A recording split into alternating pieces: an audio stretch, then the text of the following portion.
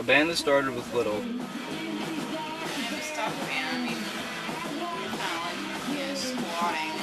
That was kind of nasty. We played some we live in some pretty nasty places. came to make the word disaster a household name. But it was like living the high life, but for punks, you know?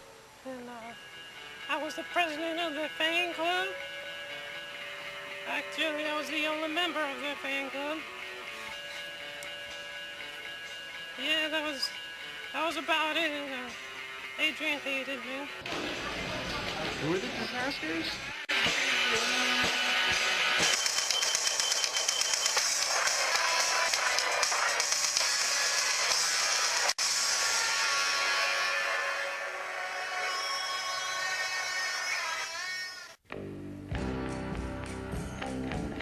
Mutiny of Disaster was born in a small town of Greensburg, Pennsylvania. They all had dreams of hitting it big. Adrian and Rachel got their humble beginnings working at the local movie theater, where most bands in the area got their big break. Rachel and I actually worked at this movie theater in Greensburg, and yeah, we worked there for a while. And as for Joe, he would sit outside the theater and play guitar like all day, and on a couple occasions he would actually get almost like booted out of there. They'd be like, "You need to leave, you're loitering," and we'd be like, "You need to leave, you are definitely loitering. But you know, you are actually pretty good at guitar, so we're gonna let you in the band." Though most of the band members had trouble remembering where and how they met. Well, I answered an ad in the paper. It said, punk drummer wanted, and I thought, well, you know, this looks a little bit up my alley. I guess I'll answer that. I called them up. They gave me it right away. I mean, I didn't even have to audition. They just said, yeah, sure, come on down. So I did, and here we are. I was their babysitter. I created a new sound, taking inspiration from the retro sounds of the 50s surf and horror punk, with lyrics about death, blood, and more blood. They spoke to nations of misfits, social rejects, and awkward teens. They then started playing music in their friend's garage, who later became the manager. For me, they were nobodies, playing nowhere, playing in my garage, because I let them. Odd had it rough when starting out. While hardly being able to afford rent, they struggled to afford basic necessities. It was really hard. We didn't have enough money to eat. We'd get food from dumpsters and everything. We'd beg for change for food. And it got to the point where we couldn't afford anything but Kool-Aid, and we couldn't even afford the water. So we would get a cup, put the Kool-Aid in it, and sit in a circle and just spit into the cup to make the Kool-Aid. It's pretty rough starting out for us because, well, I'm not gonna lie, we were all dirt poor. You know, Rachel and I would make ends meet by working at the theater, and it was really hard. We had to sleep in, like, dressers for a while because we didn't have beds or mattresses. We were dirt poor. We would, no, literally, we ate dirt whenever we didn't have any food. We'd go in dumpsters. But anyways, I had a side job. I was actually a performing artist. I was doing a little clowning, but nobody wanted to hire me. They said I was too dark or goth or something. When their friend began to manage them, he made a game plan about how to get the band some gigs. The manager got them gigs, but Mutiny of Disaster was nowhere near being good. They hardly even had one song put together. The band took the leap from garage to the stage. They hired their first stage act, who simply went by the name The Magician. Slightly deranged and clinically insane, he took the band to a whole new level, drawing many fans into the band. There was this magician guy. I don't even think he had a name. We just called him the Magician. And he was kind of a douchebag. He'd be like, hey, I can pull a rabbit out of a hat. And I'm like, I'd be more impressed if I saw you pull a rabbit out of your ass. But wait, I know there's already one in there. He was really weird too. Like, I mean, I don't know what his deal was, but he was like, he would play with these puppets and stuff. Like, I don't know if he was trying to get them to talk. I don't know what he was doing. I don't know what he was doing with those puppets.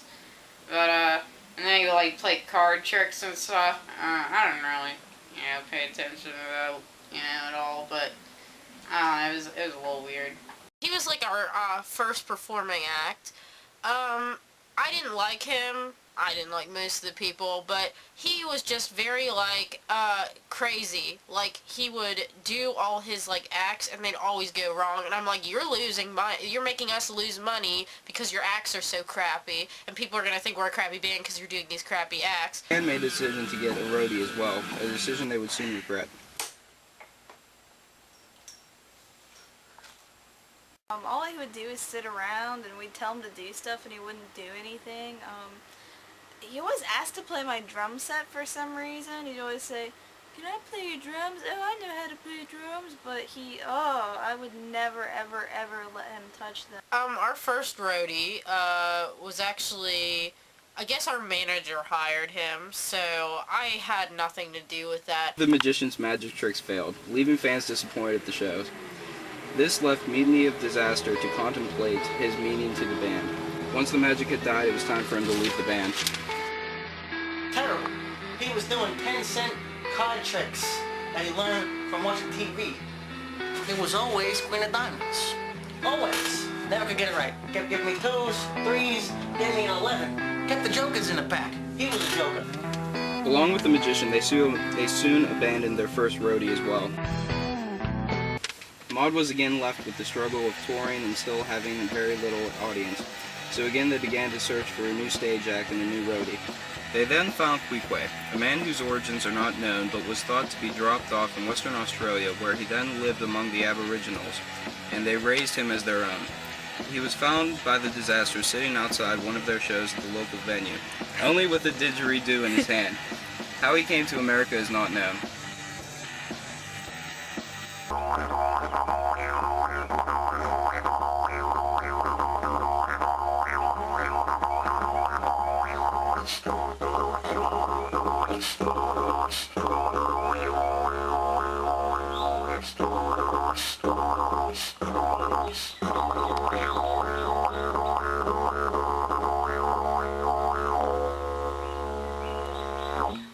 I don't know, like, he was a trip, man. I mean, he was really weird, like, I don't know, he's from Africa or Australia or something, one of those Aborigines or whatever they are.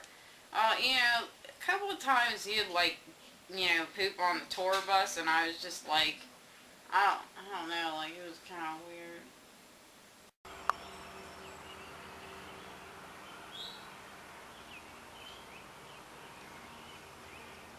Queequeg. T-shirts. $5. Apparently had like a crush on me or something, which I don't even know how he would be able to. He was like an animal, basically. Chaos Siblings. CD's $10. Maud also hired their second roadie, a teenage punk rock girl who showed up at one of their shows with a homemade Mutiny of Disaster tattoo. They decided she had enough dedication to be part of their touring experience. My rich parents wouldn't let me go to their freaking show, man. It was like 5 minutes away from our house, so it was like, F you, Mom, I'm going to their show. But she didn't know because I snuck out because that was the uber punk thing to do. So I went to their show and I met them and they're like, hey, you could totally be our roadie. How about your second roadie? Oh, she'd always try, like, BS. Like, one day I wore, like, a leopard print shirt. Oh, I think it might have been this one. But, and a black skirt. The very next day, what is she wearing? I mean, the same thing. I mean, all she ever did was try to BS. I don't know. She was just a poser. But, yeah, and all she'd do is complain, She'd just say, oh, that's too heavy. I don't want to lift that. Horrible roadie. Well, our second roadie was this, like, 13-year-old punk rock girl. She was cool and stuff, but, like, she just didn't mesh well with the band. She was totally a poser, and I think she just wanted to be our roadie so she could go to our shows, because she was, like, pretty much obsessed with our band. And she didn't last very long. We just let her clean up after Queequeg most of the time. Maud were plagued with bad luck during their touring. One among many of the conflicting incidences that happened as they began touring was Queequeg defecated on their tour van. Queequeg shit on their bus. Ajax were sucky, man. They had this one wild African dude and his name was like Queequeg, but he would poop on everything. So I always had to clean it up. So this one day I'm like, Queequeg, you gotta stop pooping on stuff, Queequeg. Queequeg hate cage. What, the little white guy there running around doing crazy things, eating out of dog bowls? Is that guy? It's disgusting.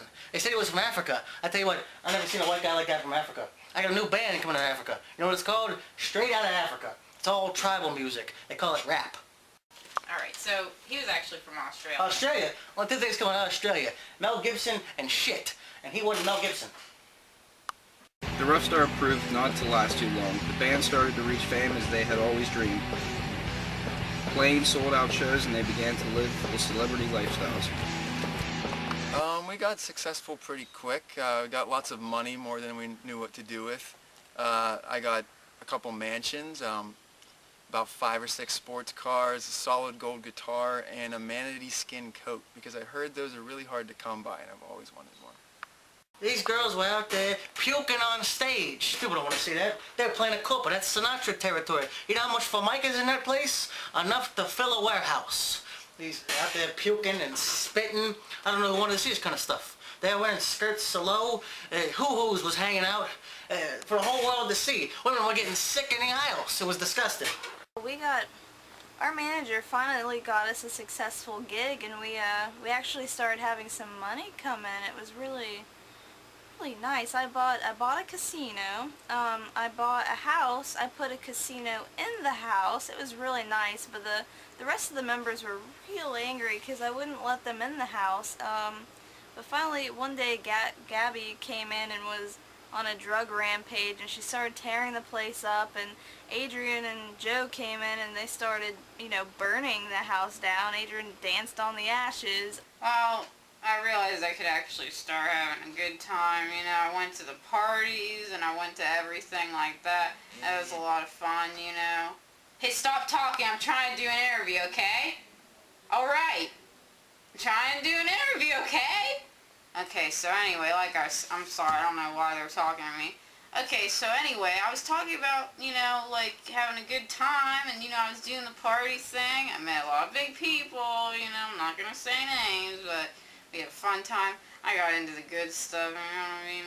I had some good stuff, some good times. And then, David Bowie, he broke me out of the asylum, and we moved to Germany, and it was a pretty fun time, Excuse me, Mrs. Asher, that was Iggy Pop. What? When we got famous, there was a lot of things going on with each of the members. I mean, every time I would get back to the band, Gabrielle would be sitting, sprawled off across the floor with a syringe hanging out of her arm. I guess she'd have, white powder under her nose because she had a really bad drug problem, which was embarrassing. Rachel would never be around because she'd be gambling, and, Joe, he was kind of off in his own little world. A lot of the times he had strange women over at practices. I think they might have been prostitutes. And, it was just weird and awkward. I mean, I was the only one that put in any effort into, getting us shows and, trying to put on a good performance. I mean, yeah, I was drunk half the time, but, I just had to do that. Help them. I made them big. Like I said, these kids were nobodies. I took a lump of clay, a lump of nothing with a lot of hairspray, and I molded it into one of the finest bands of a previous generation that we no longer mention about in the business that I call music. Their second roadie began to protest that she didn't want to clean up after the band anymore. She was quickly fired. They fired me eventually because I accidentally, broke their bass by shoving it into the bass drum, and they were like, "You can't do that, man. That's not totally punks of you." And I'm like, "Yeah, it is, because I'm against you and you're the government." The band decided to make a harsh decision and fire Queequeg. He was later dropped off in the deserts of Arizona, left to fend on his own. He was later found selling woven baskets in an abandoned motel. After fame quickly ended, Mutiny of Disaster was left with empty pockets and no more gimmicks to bring around the crowd. On top of everything, they started to notice their manager stealing from their account, which he claimed he'd be investing.